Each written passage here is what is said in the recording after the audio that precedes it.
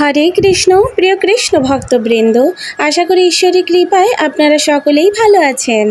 আজও আমি আপনাদের মাঝে উপস্থিত হয়েছি আরও নতুন একটি শিক্ষণীয় কাহিনী আপনাদের শ্রবণ করানোর উদ্দেশ্যে।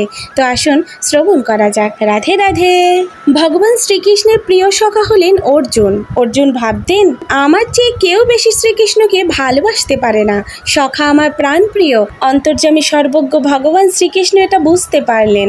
অর্জুনের মনে আমাকে ভালোবাসার অহংকার জন্ম নিয়েছে। ওকে শিক্ষা দেওয়ার দরকার আছে। ওর থেকেও বেশি ভালোবাসে এমন লোকের অভাব নাই। তাই একদিন শ্রীকৃষ্ণ অর্জুন ঘুরতে বেরিয়েছিলেন। খানিক যেতেই অর্জুন দেখলেন এক ব্রাহ্মণ গাছের শুকনো পাতা চিবিয়ে চিবিয়ে খাচ্ছেন, অথচ কোমরে বাঁধা একটা ধারালো তরোয়াল ঝুলছে। অর্জুন বুঝতে পারলেন লোকটি পরম বৈষ্ণব। পাছে অন্যের প্রাণহানি হয় এই জন্যই গাছের শুকনো পাতা ছাড়া ঘাসও খায় না। কারণ উনি মনে করতেন ঘাসেরও তো প্রাণ আছে, তাই ঘাস খাওয়া মানে তো জীব হত্যা করা। এইরকম মানুষ আবার ধারালো অস্ত্র নিয়ে ঘুরছেন, ব্যাপারটা কি? অর্জুনের কাছে রহস্য বলে মনে হচ্ছে। আবার পরক্ষণেই ভাবছেন ব্রাহ্মণের নিশ্চয়ই মাথায় গোলমাল আছে। অর্জুন কৃষ্ণকে জিজ্ঞাসা করলেন, সখা, ব্যাপারটা আমার কাছে কেমন যেন অদ্ভুত লাগছে। কোনো জীবকে কষ্ট দিতে চায় না, অথচ তরোয়াল নিয়ে ঘুরছে। আবার এও ঠিক, মন থেকে হিংসা ধুয়ে মুছে ফেলে দিয়েছে। ব্যাপারটা আমার কাছে বিস্ময় লাগছে। সখা, ব্যাপারটা আমাকে একটু বুঝিয়ে দাও। ভগবান শ্রীকৃষ্ণ অর্জুনকে বললেন, তুমিই ব্রাহ্মণকে জিজ্ঞাসা করো। অর্জুন তখন ব্রাহ্মণের কাছে গিয়ে জিজ্ঞাসা করছিলেন, ঠাকুর, আপনি কোনো জীবকে ব্যথা দিতে চান না। আপনার মধ্যে কোনো কারোর প্রতি হিংসা নাই। আপনি গাছের শুকনা পাতা খেয়ে জীবন ধারণ করছেন, অথচ আপনার কোমরে ধারালো তরোয়াল ঝুলছে। এর রহস্যটা কি তা বুঝতে পারছি না। তখন ব্রাহ্মণ বললেন, 4 জন ছাড়া বিশ্বে কারো প্রতি কোনো রাগ বা হিংসা নাই। তবে ওই 4 জনের সঙ্গে দেখা হলে আমি তাদের শাস্তি দেব বলে তরোয়াল সঙ্গে রাখি। তখন অর্জুন ব্রাহ্মণকে জিজ্ঞাসা করল, ওই 4 জন কে?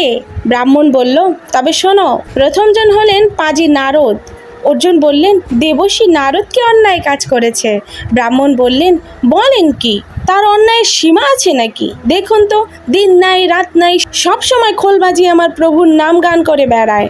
আমার প্রভু সব সময় নানান কাজে ব্যস্ত, বিশ্রামও পান না। হয়তো প্রভু একটু বিশ্রাম নিচ্ছেন, তখন ওই বদমাইশটা খোল বাজিয়ে রাস্তায় রাস্তায় প্রভুর নাম গান করতে আরম্ভ করলো।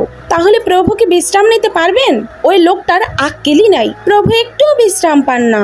দেখা হোক, তার অপরাধের শাস্তি আমি তাকে দেবই। অর্জুন বললেন, দ্বিতীয় জন কে? ব্রাহ্মণ বললেন, লজ্জা শরমহীন দ্রৌপদী। আবার কে? অর্জুন বললেন, তার অপরাধ কি? ব্রাহ্মণ বললেন, তুই একজন স্ত্রী লোক, আর তোর এই বিবেচনা? সে কি করছে জানো? আমার প্রভু খেতে যাবেন ঠিক এমন সময় প্রভুকে স্মরণ করলো। প্রভু না খেয়ে কামাক বনে ছুটে গেলেন। কারণ কি? পাণ্ডবদের দুর্বাসা মুনির অভিশাপ থেকে কি করে রক্ষা করা যায় তার উপায় খুঁজে বের করার জন্য। ভাবা যায়? ডাকার আর সময় পেল না, বিবেচনা নাই একেবারে। জানো, প্রভু কি এটু খাবার দেয়? ভাবা যায়? এ কি সহ্য করা যায়? একবার দেখা হোক, তখন বুঝবে। অর্জুন বললেন, তৃতীয় জনকে? ব্রাহ্মণ বললেন, ওই পাষাণ্ড প্রহ্লাদ। অর্জুন বললেন, প্রহ্লাদ তো বাচ্চা ছেলে, তার আবার অপরাধ কি? ব্রাহ্মণ বললেন, ছোট ছেলে ঠিক আছে, কিন্তু ভীষণ শয়তান, প্রাণে একটুও দয়া মায়া নাই। প্রভুকে সব সময় স্মরণ করত। ওর বাবা যখন ফুটন্ত তেলে প্রহ্লাদকে নিক্ষেপ করেছিল, তখন প্রভুকে স্মরণ করেছিল। প্রভু প্রহ্লাদকে রক্ষা করেছিল। শুধু কি তাই, প্রভু নিজের জীবন বিপন্ন করে হাতির পদপিষ্ট থেকে প্রহ্লাদকে রক্ষা করেছে। কত কত বিপদ থেকে রক্ষা করেছে। প্রভুর বিশ্রাম নেওয়ার দরকার, ঘুমানো দরকার, খাদ্য গ্রহণ করার সময় দরকার। প্রহ্লাদ এসব কথা ভাবতো না। শুধু নিজে যখন বিপদে পড়তো তখনই প্রভুকে ডাকতো। কেমন স্বার্থপর বুঝুন। একবার দেখা পাই, উচিত শিক্ষা দেব। অর্জুন বললেন, চতুর্থ জনকে? ব্রাহ্মণ বললেন, হতচ্ছাড়া অর্জুন, আবার কে? ওই ব্রাহ্মণ অর্জুনকে চিনতেন না। অর্জুন বললেন, সে আবার কি দোষ করলো? ব্রাহ্মণ বলল, ওই আকাট লোকটার ঘটে যদি কিছু থাকে। কুরুক্ষেত্রের যুদ্ধে সে আমার প্রাণপ্রিয় হৃদয় রতন প্রভুকে তার রথের সামান্য সারথি করেছিল। ভাবুন তো, এটা কি ঠিক হয়েছে? এই সব ভেবে আমি খুবই কষ্ট পাই।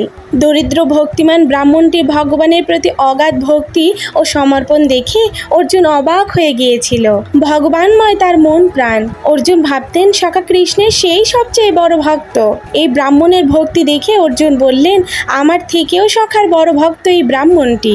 ভগবানের প্রতি অপরিসীম ভালোবাসাই হচ্ছে ভক্তি। ভক্তি হচ্ছে শুধু অহৈতুকী ভালোবাসা আর সমর্পণ।